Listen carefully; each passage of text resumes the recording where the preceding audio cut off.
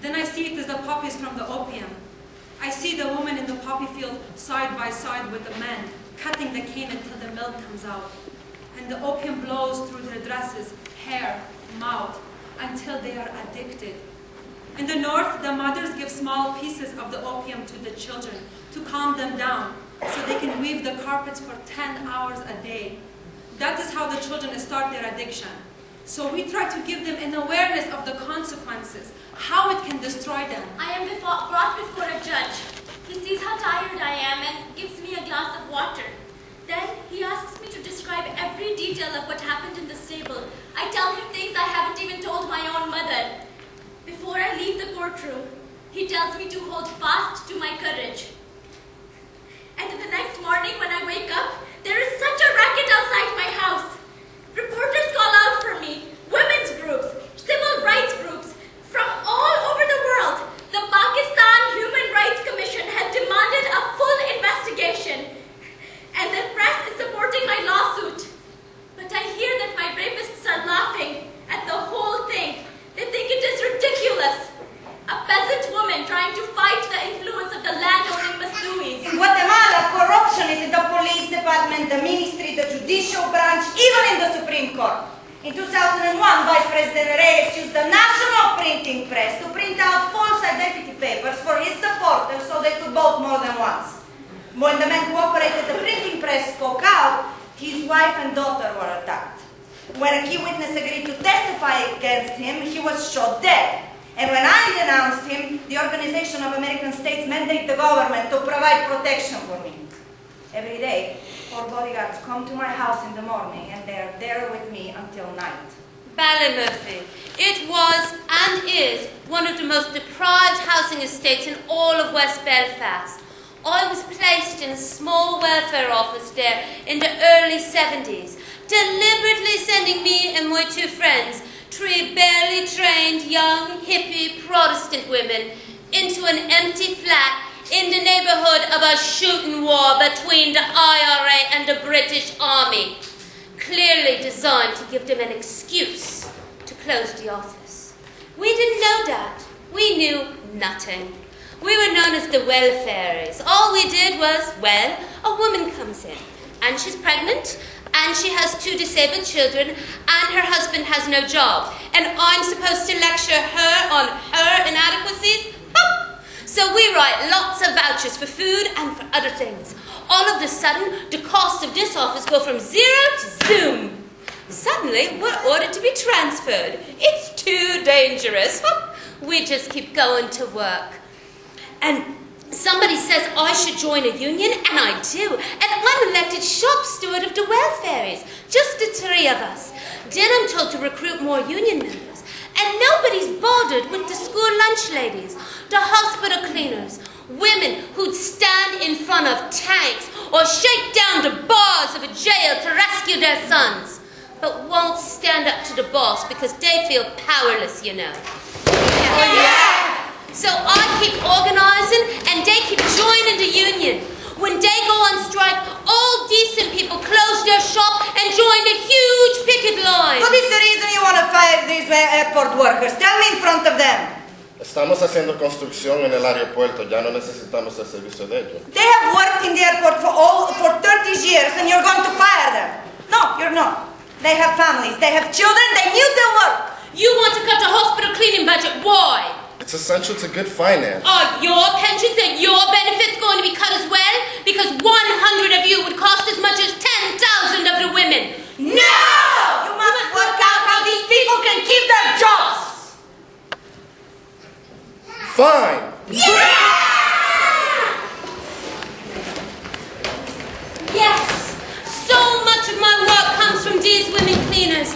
The idea of it, to enable people at the bottom end, the powerless, the bottom of the heap, to be part of the making of change. That changes how they see themselves. And well, that changes everything. In my country, poverty has a woman's face. They're the most damaged of the population, the most low in education. Myself and 13 congresswomen submitted a set of bills aimed at improving women's programs. When it comes time for the vote, the men in parliament hide. in the bathroom. I open the door, the other women storm in, and we pull them out one by one. The male party members make me promise never to do this again.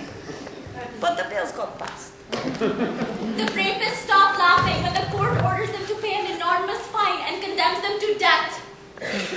Again, news flies everywhere in my country and abroad.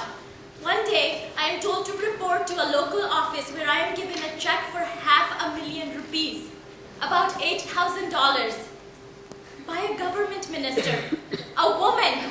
She explains that it is a settlement for my pain, but I think maybe it is also a bribe for my silence. I'm about to hand back the check when suddenly I feel that God speaks through me. I don't need money. I need a school.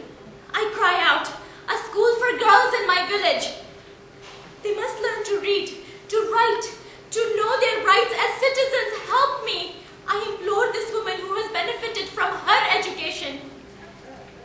She says I may use the money in any way I choose. And so begins my new passion, my mission in life. It is part of our culture in Nigeria to gather and to listen to stories in our villages. Tales by moonlight. So let me tell you one, a true story about a girl named Zeneb. She was just 15 years old when I met her. When she first rushed into our office, she's thin, comes barely up to my shoulder, and looks like the wind could blow her away. And her words rush out. My parents, they wanted me to marry an old man in Saudi Arabia. They betrothed me to him when I was born. I told them no. I want to go to university. I won't marry that man. You must. The parents insist. And they bring her to Niger, where they put her on a transport and take her to Saudi Arabia. Wait, you want me to marry my husband looking like this? No. If I'm going to, I must get my hair done to look good for him. The parents agree and leave at the hairdresser. Because you know, those tiny braids African women do, they take hours! And that's when I escaped. And she comes to us, we give her shelter and funds for school. And for a whole year, I tried to speak to her parents and help them understand her dreams. They will not understand. They say I have shamed them. She wants to be reconciled with them. So we decide we must give them back their respect. On the birthday of the Prophet of Islam, Zeneb and I, Aizzah and I, we traveled together to my family's compound.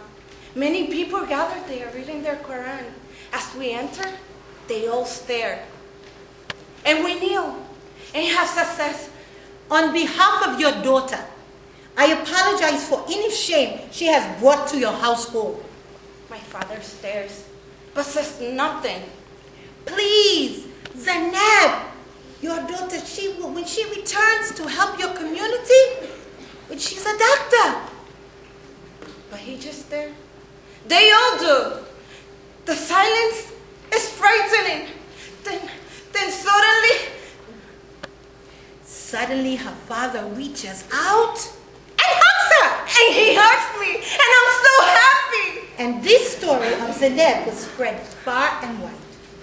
It is inspiring so many young girls that they too can choose their lives. My life, it seems like a river with many bends, and it bends all the time, this river. I'm now Secretary General of the opposition party, seeking a seat in the parliament in the next election. Our party's sign stands tall in the last strong household of the Khmer Rouge. The landmines are still in the rice field and forest. The malaria is widespread. I lead a team of rural women leaders to every house in 480 villages to bring our message of democracy and justice. On the trail, we listen to stories of separation, stories of hunger and of fear. When I'm on the campaign trail, I love it. Being on the motor taxi and outskirts